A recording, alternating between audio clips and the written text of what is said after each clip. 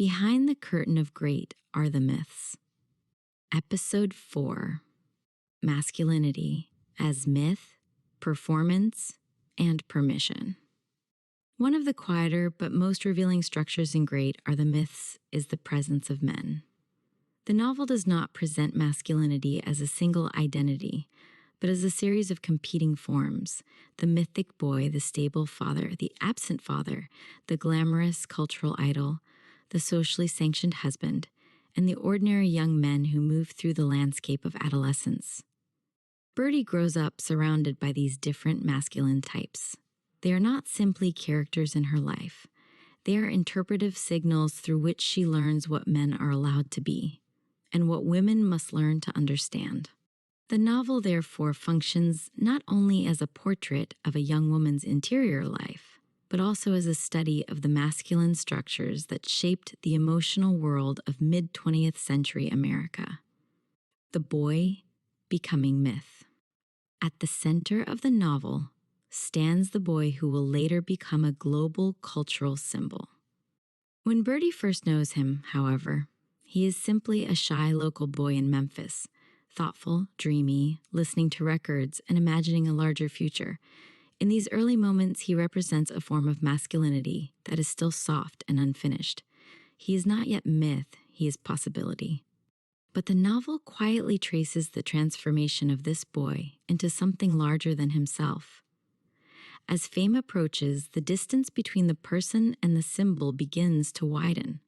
The boy Birdie knew becomes increasingly absorbed into the machinery of celebrity, and the private figure slowly dissolves into a public myth. This transformation reveals one of the novel's central questions: what happens to a human being when the world begins turning them into a symbol? For Birdie, the boy is both intimate and unreachable. She stands at the threshold where the private boy ends and the cultural myth begins. Fathers, presence, and absence. If the boy represents masculinity in formation, the fathers in the novel represent the structures from which that masculinity emerges. Two paternal figures stand in quiet contrast. Mr. Presley, the boy's father, embodies a grounded form of Southern masculinity. He belongs to the ordinary world of work, family, and daily life. In him, we see the environment that shaped the boy before fame, a paternal world rooted in labor, modesty, and regional identity. Alongside this stands the figure of Grandpa George, who becomes one of the most stabilizing male presences in Birdie's life. George represents a different model of masculinity: thoughtful, civilized, emotionally steady. He does not dominate the narrative through spectacle or charisma. Instead, he offers continuity, guidance, and quiet authority. Both men offer examples of paternal presence, fathers who remain present within the structure of family life. Against this stands the shadow of Birdie's own absent father. His absence is not simply a biographical detail, it forms part of the emotional architecture of Birdie's development. In literature, absent fathers often function as gaps through which longing, independence, and interpretation emerge. Birdie learns to read men partly through this absence. The paternal structure in her life is therefore not singular but fragmented, composed of presence, substitution, and memory. Masculinity as class inheritance. Another form of masculinity in the novel appears through Topper and his family. Topper represents the socially approved male future. He is intelligent, loyal, decent, and embedded within the structures of elite American life. Unlike the mythic boy, whose life moves towards spectacle and instability, Topper embodies continuity. His world is defined by institutions, family expectation, and class inheritance. Topper's father extends this structure further. Through him, we see masculinity as something transmitted across generations, not through charisma, but through social position and inherited authority. This version of masculinity is not glamorous in the same way as celebrity, yet it carries enormous power. It represents the stable architecture of elite society, marriages, professions, family names, and social continuity. Birdie's relationship to Topper, therefore, reveals another tension within the novel: the difference between the dazzling myth of the boy and the respectable future offered by the gentleman. Masculinity as cultural performance. Beyond the men who inhabit Birdie's direct life, the novel also gestures toward broader cultural icons. Figures such as Cary Grant and Frank Sinatra hover in the background of the cultural imagination of the period. They represent two different styles of masculine glamour.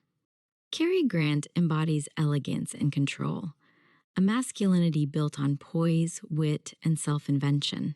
His persona is smooth, composed, almost architectural in its precision. Sinatra, by contrast, represents charisma and emotional volatility.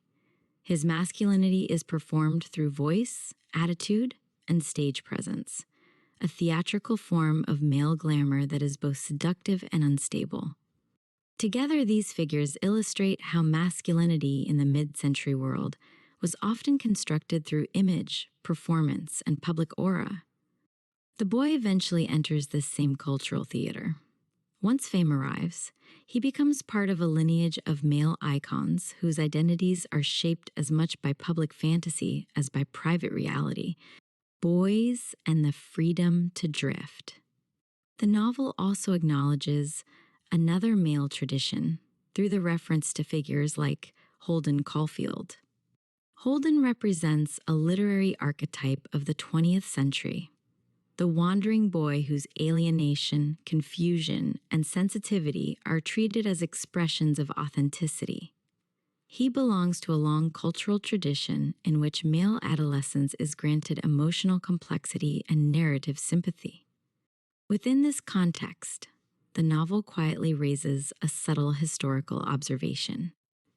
Boys in this period were often allowed to wander, rebel, dream, and delay adulthood in ways that girls rarely could. Birdie grows up in the same world, but the expectations placed upon her are different. While boys explore possibility, girls are often translated more quickly into roles: daughter, wife, mother. This asymmetry forms part of the historical atmosphere through which Birdie moves. Birdie's education and masculinity, seen together, the men in great are the myths, form a kind of gallery. There are fathers who remain and fathers who vanish. There are boys becoming myths and men maintaining order. There are glamorous cultural idols and steady domestic anchors. Birdie moves among all these forms, learning gradually how masculinity operates in the world around her. Her coming of age is therefore not only emotional, but interpretive. She learns to recognize the difference between myth and reality, between spectacle and steadiness, between charm and responsibility. In this way, the novel offers something more complex than a romance or a nostalgic portrait of youth. It becomes a meditation on the masculine structures that shaped an entire generation, structures of glamour, permission, authority, and absence. Birdie does not simply encounter these men. She learns how to read them, and that act of interpretation becomes one of the quiet sources of her adulthood.